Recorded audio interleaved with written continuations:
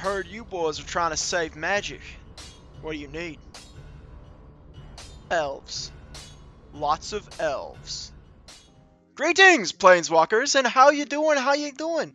Welcome back to the Moot channel, your #1 source for the Ultimate Commander decks. And today, we're building the Ultimate Elf Ball with Lathril, Blade of Elves. She is a Golgari and 2 colorless elf noble with menace that, on damage to a player, creates elf tokens equal to her damage.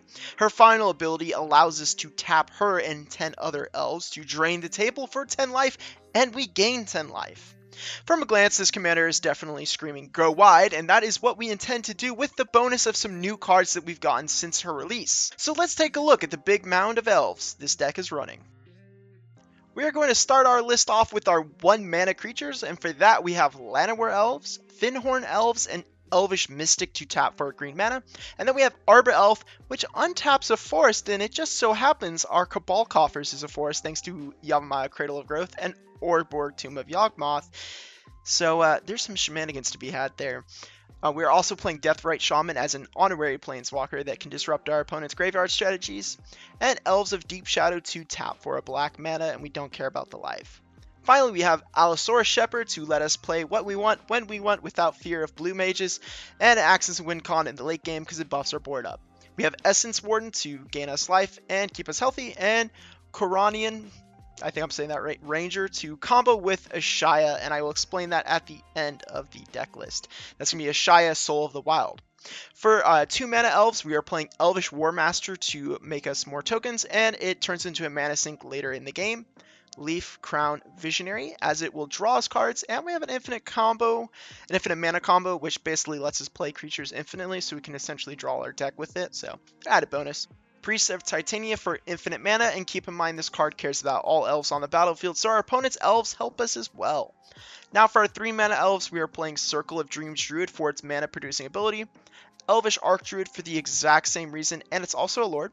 And we have Elvish Champion to kill our table as it gives our elves Forest Walk, and it just so happens we have a way to give our opponents for it.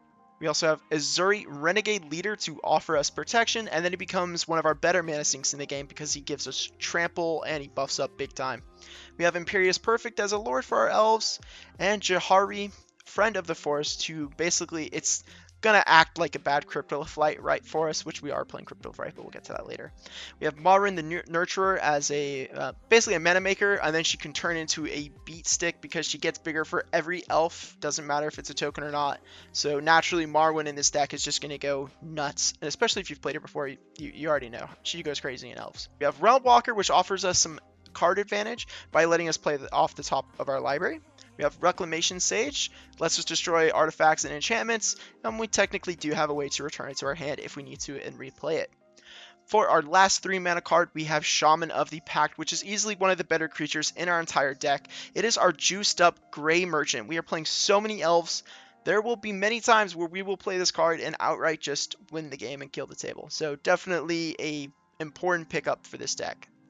In the 4 mana slot, we are playing Beast Whisperer for the card draw it provides, Canopy Tactician as another lord and mana producer, Golgari Findbroker to offer us basically a way to get some of our important elves or any permanent back from the graveyard to our hand, Wirewood Channeler as our worst Priest of Titania. We only have a 1/5 mana creature, and that is going to be our superstar Ashaya, Soul of the Wild, which protects against basically all of bounce, so sorry Cyclonic Rift, better luck next time, and it lets us do some crazy things with the Ranger that we're playing, and it becomes a beefcake because everything's a land, and we're going to have a lot of lands in this deck. For 6 mana, we have Wolverine Riders to gain us some life and make a token on each upkeep, which is always useful. Regal Force to make the control players jealous. And lastly, the biggest and most important elf card to ever be released, the Hecking Chonker himself, Craterhoof Behemoth, which, if you live on a rock, under a bridge, in a hole at the bottom of the sea, is the game ender of all game enders. It pumps and it dunks, making our creatures bigger for each creature we control, and it has haste. It's literally just the best card. We are playing a grand total of 30 creatures. I know it's pretty light for an elf ball, but I promise these cards make it worth it. We are playing some planeswalkers like Tyvar Jubilant Brawler to give haste to our mana producers and allow us to untap them, and if needed, save a lad. Nissa of Shadowed Burrows as a way for us to cheat and recover important creatures. I know it's kind of a crazy include, but I'm a crazy man. We have Tyvar Kel to make all our elves mana producers and untap them. make tokens, And then his ultimate is literally designed for elves. He's the elf planeswalker. Well, not Freyalise. Not the Freyalise is the elf planeswalker, but he's a close second. We have Nissa Ascended Animus to basically act as our Crater Hoof at home. So yes, we do want to ultimate her and kill the table. That's going to be useful, and probably 90% of the time, that's what you're going to do with her. But the other 10% of the time, she's actually really useful at 5 mana to just start blowing up artifacts and enchantments and kind of disrupting our opponents if we need to. Get rid of the propaganda so we can start swinging. So she has other uses than just being a Crater Hoof, so that's why I put her in here. I think she's probably one of the stronger planeswalkers we are playing. In the spell category, we have some wild ones. Starting off, we have Wirewood Pride to either cheese a player with commander damage or make a crazy amount of elves, right? Because if they don't die from the commander damage, and we swing at 15-15 Lathril at someone, well, then we're just going to get 15 elves. It's perfect for us. We have Assassin's Trophy to answer anything our elves can't, Heroic Intervention to protect our lads, and for the Ancestors to give us some card advantage, and rarely will this card miss. Terra Center to exile the One Ring, literally the only reason we're playing it. We have to be able to answer the One Ring. It's a crazy card. We have Galadrim Ambush to make a lot of elves while having a one-sided fog. And since we are making a lot of mana, we do have a few X spells like Finale of Devastation to tutor Crater Hoof and win, Court of Calling to find important creatures like Crater Hoof and win, and we have Genesis Wave and Kindred Summons to get all our elves out all at once if we need to, and it's just hopefully win from there with Shaman of the Pact.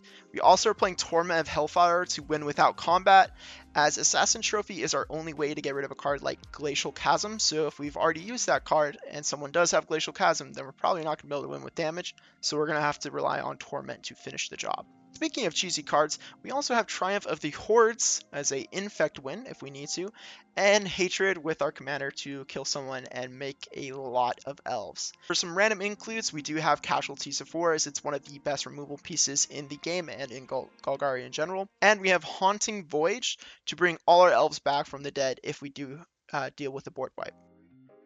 For artifacts and enchantments, we're playing a lot of anthems to help us grow our elves. Anthems like Coat of Arms, which basically makes any tribe an instant threat at the table. Beastmaster Ascension, which we can turn on really fast and easy basically because we're only playing elves, and having them at a baseline power of 6 is pretty good. Eldrazi Monument, which is going to give evasion to our elves and then also make them indestructible. Plus, our commander basically makes that tax non-existent because we're always going to be making at least more than one elf. For our infinite mana package, we are playing Staff of Domination, which is also win con because it draws our deck. And we make infinite mana with cards like Priest of Titania. Umbral Mantle, which just makes infinite mana. It doesn't have the ability like Staff to draw us our deck, but we're still gonna use it. We have Sword of the Perunes, which also works pretty similarly to Umbral Mantle. For utility, we have Elven Chorus, which lets us play elves from the top of our library, and it makes them all mana dorks. Cryptol of Flight, which also makes mana producers, just doesn't let us play from the top of our library. Lightning Greaves is to protect our commander and give haste to important creatures, the mana tappers, stuff like that. We have Stoneforge Masterwork, which is basically, it's entirely intended for our commander so that we can make a huge amount of elves, and she starts becoming a lethal threat, and people basically have to block her, but if no one doesn't block her, I mean, they're dead. We have Skull Clamp, basically to turn all our tokens into cards, and Guardian Project to draw even more cards. And for our 2 ramp pieces, we have Soul Ring for turn 2 commander, which is really important, and Growing Rights of Iklamok to get the poor man's Gaia Cradle. For the mana base, go with what fits your budget demands, but feel free to copy the one in the deck list posted in the description of the video. Important lands to pick up are going to include Cabal Coffers, Ouroboros, Tomb of Yawgmoth, and Yavimaya, Cradle of Growth. Yavimaya probably the most important out of all 3 of those, but together they kind of create they give us a lot of synergies, and infinite mana basically makes our mana really good, so good pickups on that. A side note though, I will say this. If you play a mana base with heavier basics, just make sure that you play at least 2/3 of green sources to 1/3 black sources, as the majority of the deck is going to require green mana. For combos in the deck, I want to try something different because there really is only one combo, just different pieces. So I want to explain the concept of our win and then show an example. So we are trying to make infinite or near infinite mana so that we either sink our mana into a juicer in our deck like Elvish Warmaster, or use the mana on one of our X spells that finds specific creatures, or win that just flat out. We get infinite mana from mana dorks that can make at least 4 mana at a time like Priest of Titania. Then we use cards like Umbral Mantle that let us pay mana to untap the mana dork that tapped for the mana, making an infinite loop, netting us mana each time. Keep in mind, Staff of Domination is going to require more mana than 4 for the loop to work. I believe it is 5. The other infinite mana loop comes from Coronian Ranger and Ashaya Soul of the Wild.